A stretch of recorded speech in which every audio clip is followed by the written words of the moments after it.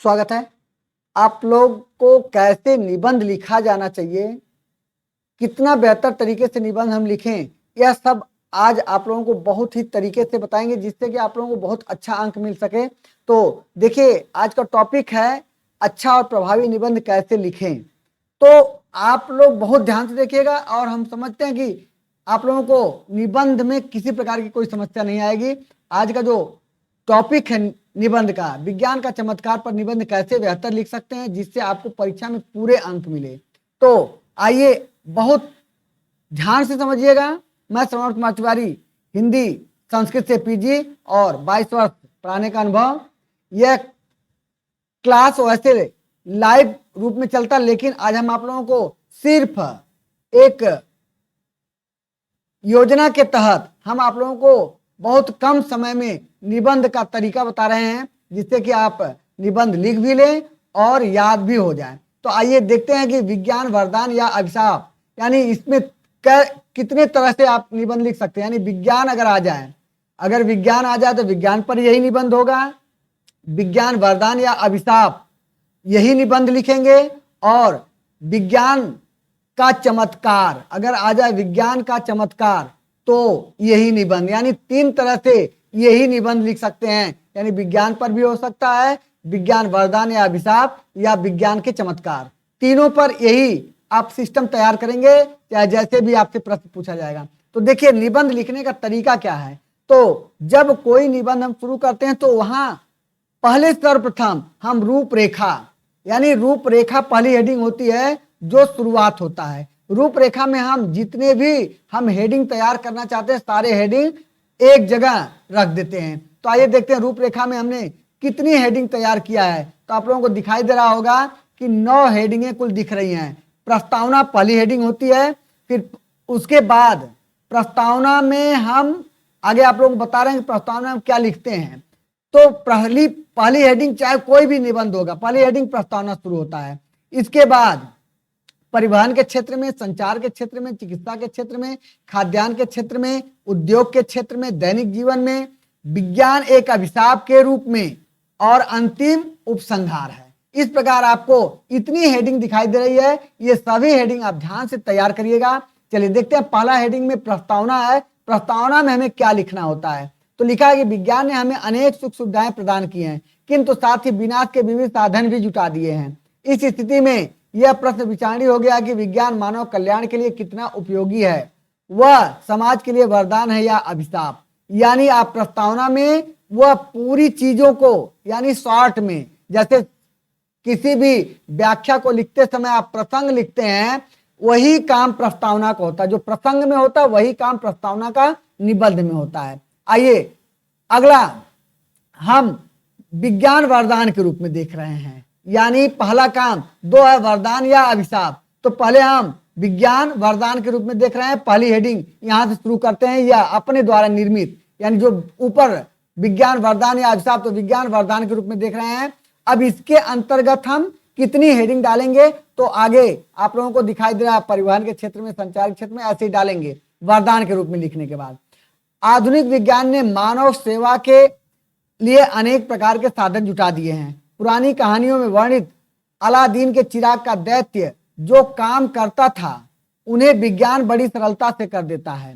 रातों रात महल बनाकर खड़ा कर देना, आकाश मार्ग से उड़कर दूसरे स्थान पर चले जाना, शत्रु के नगरों को मिनटों में बर्बाद कर देना आदि विज्ञान के द्वारा संभव किए गए ऐसे ही कार्य हैं। विज्ञान मानव जीवन के लिए वरदान सिद्ध हुआ है। उसकी वरदायिनी शक्ति ने मानव को अपरिमित सुख समृद्धि प्रदान की है। जैसे, अब जैसे में आप लोगों को दिखाई दे रहा होगा, पहला क्या है, पहला परिवहन के क्षेत्र में पहले लंबी यात्राएं दूर स्वप्न सी लगती थी, किंतु आज रेल, मोटर और वायुयानों ने लंबी यात्राओं को अत्यंत सुगम व सुलभ कर दिया है।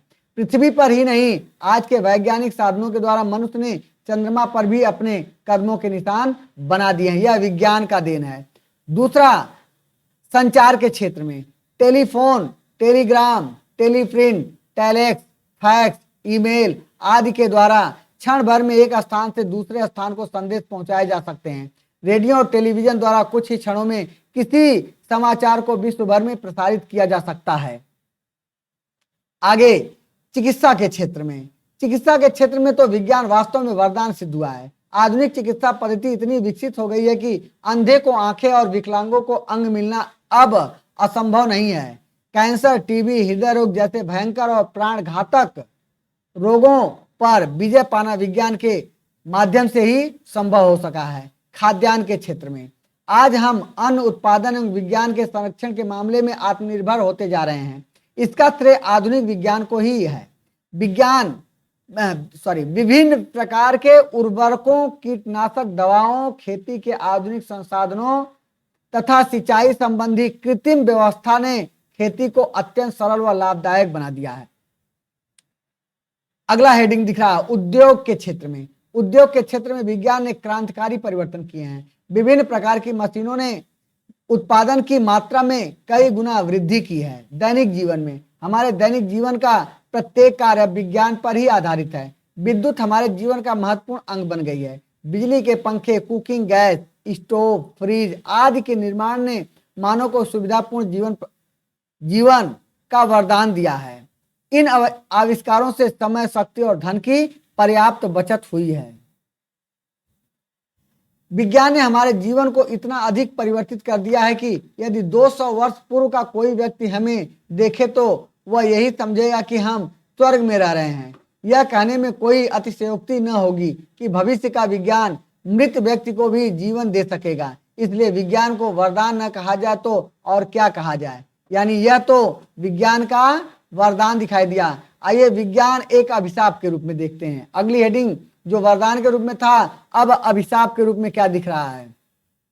विज्ञान का एक दूसरा पहलू भी है। विज्ञान ने मनुष्य के हाथ में बहुत अधिक शक्ति दे दी है, किंतु उसके प्रयोग पर कोई बंधन नहीं लगाया है। स्वार्थी मानव इस शक्ति का प्रयोग जितना रचनात्मक कार्यों के लिए कर रहा है, उससे अधिक प्रयोग विनाशकारी कार्यों के लिए भी कर रहा है। सुविधा प्रदान करने वाले उपकरणों ने मनुष्य को आलसी बना दिया है। यंत्रों के अत्यधिक उपयोग ने देश में बेरोजगारी को जन्म दिया है। परमाणु अस्त्रों के परीक्षणों ने मानव को भयाक्रांत कर दिया है। जापान के नागासाकी और हिरोशिमा नगरों का विनाश विज्ञान की ही देन माना गया है। मनुष्य अपनी पुरानी परंपराएं और आस्थाएं भूलकर भौतिकवादी होता जा रहा है। भौतिकता को अत्यधिक महत्व देने के कारण उसमें विश्व बंधुत्व की भावना लुप्त होती जा रही है। परमाणु तथा हाइड्रोजन बम निसंदेह विश्व शांति के लिए खतरा बन गया है। इसके प्रयोग से किसी भी क्षण संपूर्ण विश्व तथा विश्व संस्कृति का विनाश पल भर में ही संभव है।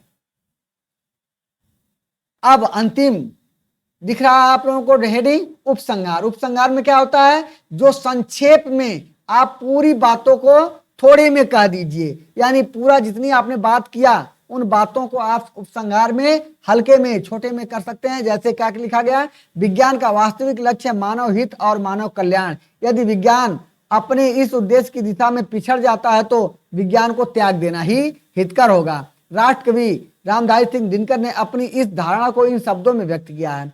सावधान मनुष्य, यदि विज्ञान है तलवार तो इसे फेंक, इसे दे फेंक, तजकर मोह स्मृति के पार हो चुका है सिद्ध है तू शिष्य अभी अज्ञान। फूल काटो कि तुझे कुछ भी नहीं पहचान, खेल सकता तू नहीं ले हाथ में तलवार, काट लेगा अंग तीखी है बड़ी आधार। यानी इस प्रकार विज्ञान के विषय में आप लोगों को हमने समझाया। अगर आप लोगों को मेरी वीडियो और यह निबंध अगर पसंद आए तो हम आगे और भी अच्छे क्या जितने भी अन्य महत्वपूर्ण निबंध होंगे हम आप लोगों को अलग अलग करके देते रहेंगे। तो आप इसे लाइक और सब्सक्राइब करना मत भूलिएगा। बेल आइकन जरूर दबाइए जिससे कि आपको हमारी हर अच्छी वीडियो आप तक पहुंच सके। बस आज इतना ही, आगे फिर मिलते हैं, तब तक के लिए सभी लोगों को धन्यवाद।